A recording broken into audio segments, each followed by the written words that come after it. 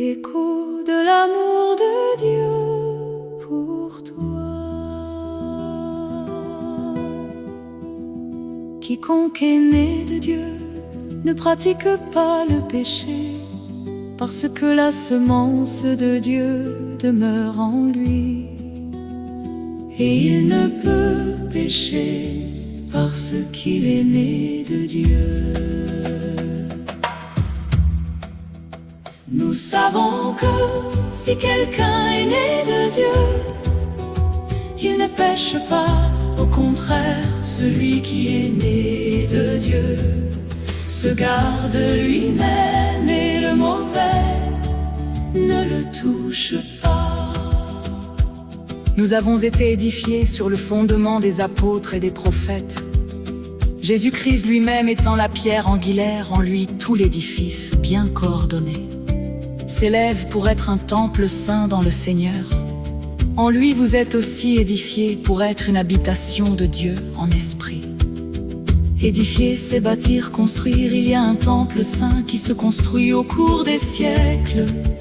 C'est la maison de Dieu, l'édifice de Dieu, auquel les croyants ont apporté leur contribution. Puisqu'il est souverain, merveilleux conseiller, Dieu puissant, Père éternel, Prince de la paix, sa parole concourt à sa connaissance. En vérité, et pour sa gloire, parce qu'il t'a choisi comme tant d'autres, et il veut que tout homme soit sauvé. Pour que tu sois, tant d'autres chrétiens agissant sont, pour être son amour et l'écho de sa parole vivante et transformatrice.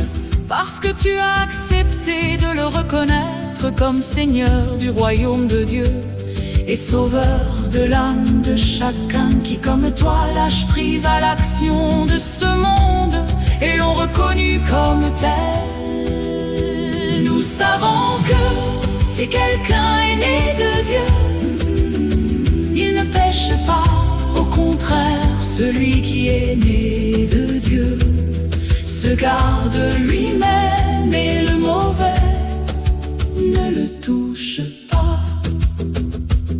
Quant au péché qui règne en ce monde, ce n'est pas toi qui pêches car né de nouveau, l'esprit ne peut côtoyer le péché. C'est le péché qui pêche en toi, alimentant tous tes doutes et toutes tes colères, tes récriminations et tes désolations. Ton orgueil et le mien ne font pas exception. Ce n'est pas une excuse ni un refuge, laissons libre action à l'esprit pour dominer et vaincre tout cela par la prière. Seule relation qui nous lie à notre médiateur, Jésus-Christ, homme et fils de Dieu, Dieu lui-même. Sache que cet amour se veut être aussi celui qui m'anime dans les mêmes termes, en circoncision du cœur qui abandonne les rênes à la nature divine de l'Esprit de Christ. Notre foi nous a permis d'un seul coup de naître de nouveau. C'est le fruit spirituel d'un court moment de réveil, d'une conscience animée par l'Esprit. Mais il faut toute notre vie pour tenter de ressembler à Christ. Il nous faut toujours prier pour rester sur le chemin. Ignorez-vous que nous tous qui avons été baptisés en Jésus-Christ, c'est en sa mort que nous avons été baptisés. Par le baptême en sa mort, nous avons donc été ensevelis avec lui, afin que, comme Christ est ressuscité par la gloire du Père, de même nous aussi, nous menions une vie nouvelle.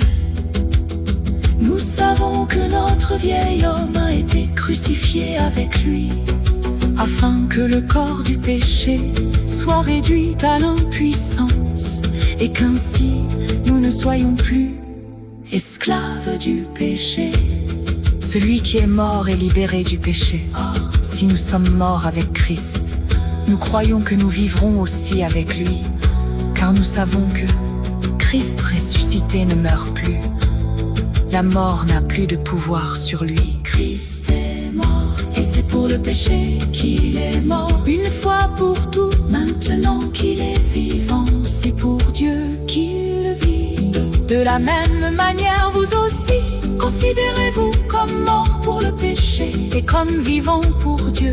En Jésus-Christ notre Seigneur, que le péché ne règne donc plus dans votre corps mortel, pour vous soumettre à lui par ses désirs. Nous savons que si quelqu'un est né